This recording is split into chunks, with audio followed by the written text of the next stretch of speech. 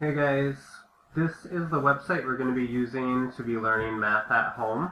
It's called Khan Academy right here. I've used it a couple times, but you've never used it on your own.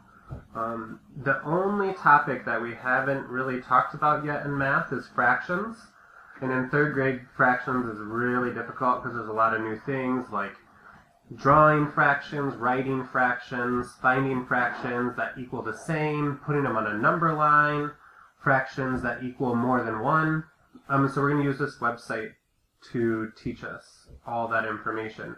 There's two ways you can do it. You can click log in and then just click continue with Google. When you click continue with Google, you're going to have to type in your password at k12.sd.us. And then you have to type in your password that you have for school. See, I'm already logged in here, John Westhoff. So once you log in one time, you're logged in all the time.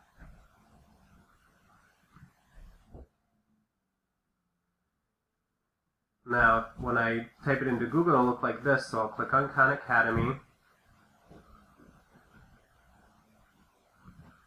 I'm going to log out so I can show you the other way to log in. If you want to, you can also just click sign up right here. If you click sign up, you'll say you're a learner. And then just right here, just click enter class code. When you enter the class code, I'll have this posted for you also. The class code is capital J, Q, N, AJ7 M7. Then you click add. Yep, 3W right there. And you're gonna create a new account.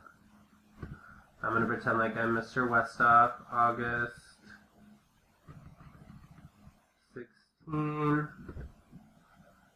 of 87.